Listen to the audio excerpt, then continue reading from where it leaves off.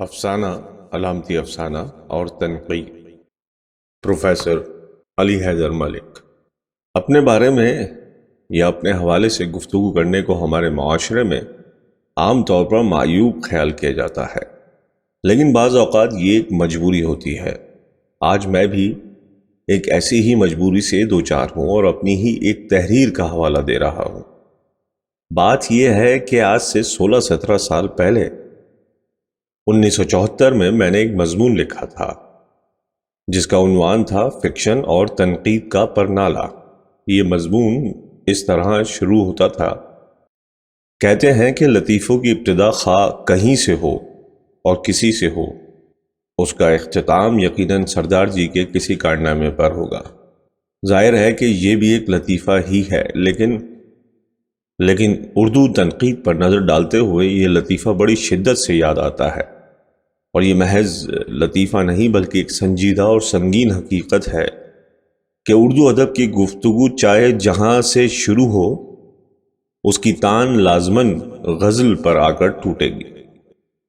یہ تو نہیں کہہ سکتا کہ میرے اس مضمون کے باعث ایسا ہوا، لیکن یہ حقیقت ہے کہ اس کے بعد نقادوں نے فکشن خصوصاً افسانے کی طرف توجہ شروع کی، مگر اس توجہ کے نتیجے میں مقدار یا کمیت کے لحاظ سے تو کچھ اضافہ ضرور ہوا، لیکن معیار یا کیفیت کے لحاظ سے کوئی خاص اضافہ پھر بھی نہیں ہوا، بلکہ اس توجہ کے نتیجے میں اکثر ستم ظریفی کے نمونے بھی سامنے آئے۔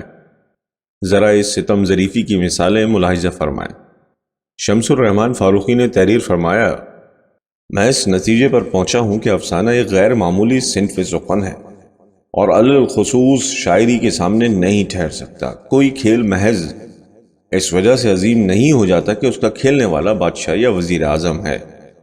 دوسری طرف یہ بھی غور کیجئے کہ آپ نے گلی ڈنڈا میں ید طولہ حاصل کر بھی لیا تو کیا ہوا؟ آپ کو کرکٹ کے عالمی کھلاڑیوں کے مقابلے میں تو نہیں رکھا جا سکتا۔ فاروقی یہیں پر بس نہیں کرتے، وہ افسانے کے بعد آگے بڑھ کر ناول پر بھی وار کرتے ہیں۔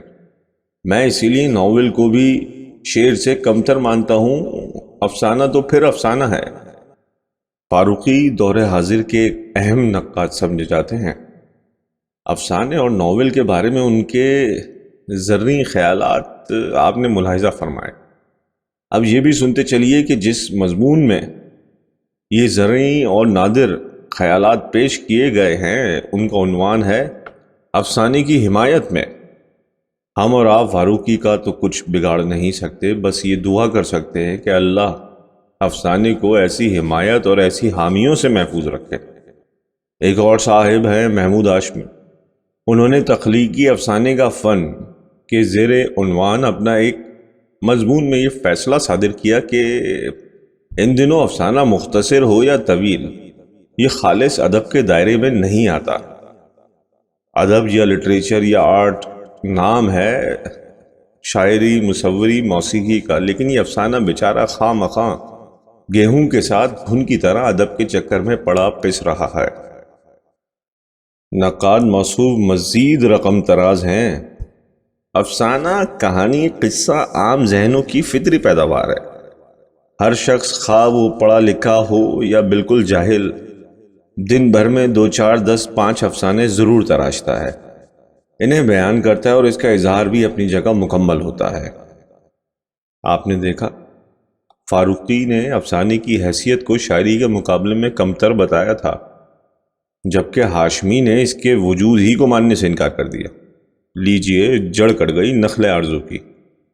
پریم چند، بیدی، کرشن، منٹو اور غلام عباس سب کی ایک ساتھ چھٹی ہو گئی۔ ادب کا مطالعہ بتاتا ہے کہ اظہار کے 2 بنیادی طریقے ہیں۔ ان میں سے ایک کو ہم حقیقی یا بلا واسطہ طریقہ اظہار کہہ سکتے ہیں اور دوسرے کو مجازی یا بالواسطہ۔ مجازی یا بالواسطہ طریقے کے ذیل میں تشبیہ، تمثیل، استعارہ اور علامت وغیرہ کا شمار ہوتا ہے۔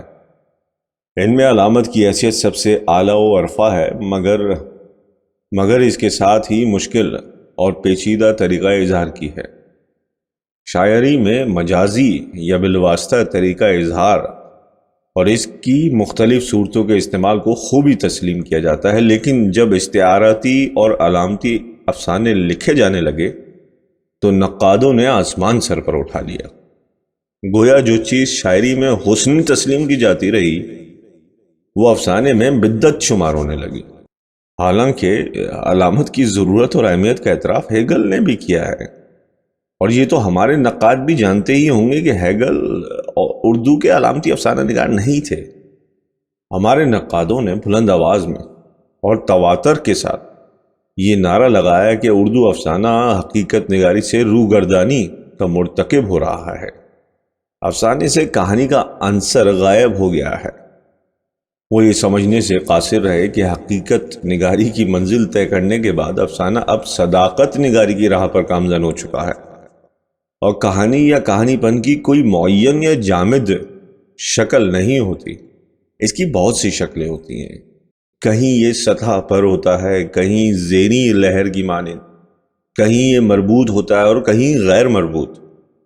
علامتی افسانے کے سلسلے میں نقادوں کا رویہ افسوسناک تو ہے، حیرت انگیز ہرگز نہیں، اس لیے کہ اس سے پہلے داستانوں کے ضمن میں بھی نقادوں کا رویہ کچھ اس طرح کا رہا تھا۔ وہ داستانوں کو مافوق الفطرت، زندگی سے عاری اور اسی بنا پر مردود صنف قرار دے چکے تھے۔ ہمارے نقادوں کا اصل مسئلہ یہ ہے کہ وہ افسانے اور ناول کے مستقل اور سنجیدہ قاری نہیں ہیں۔ وہ اصلی و فطری اور نقلی و مصنوعی افسانے کے درمیان امتیاز نہیں کر سکتے، اس لیے انہوں نے جو الزامات عائد کیے وہ نقلی اور مصنوعی افسانے کے حوالے سے کیے۔ یہ ایسا ہی ہے جیسے شاعری پر گفتگو کرتے ہوئے متشاعروں کو حوالہ بنایا جائے اور انہی کی روشنی میں شاعری کے بارے میں نتائج اخذ کیے جائیں۔ نقاد حضرات تکنیک اور حیت کے الفاظ ایک ساتھ اور اکثر مترادف الفاظ کے طور پر استعمال کرتے ہیں، جس سے یہ تاثر قائم ہوتا ہے کہ یہ ایک ہی چیز کے دو نام ہیں۔ کیا واقعی ایسا ہے؟ جن حضرات کو زندگی، معاشرے اور عصری مسائل کی زیادہ فکر لاحق ہوتی ہے، وہ ناصح کی طرح اخلاقیات کی بحث چھڑ دیتے ہیں۔ اخلاقیات کی بحث کوئی ایسی بری چیز بھی نہیں، لیکن سوال یہ ہے کہ کیا معاشرتی اخلاقیات اور فنی اخلاقیات ایک ہی ہوتی ہیں یا ان دونوں میں کوئی فرق پایا جاتا ہے؟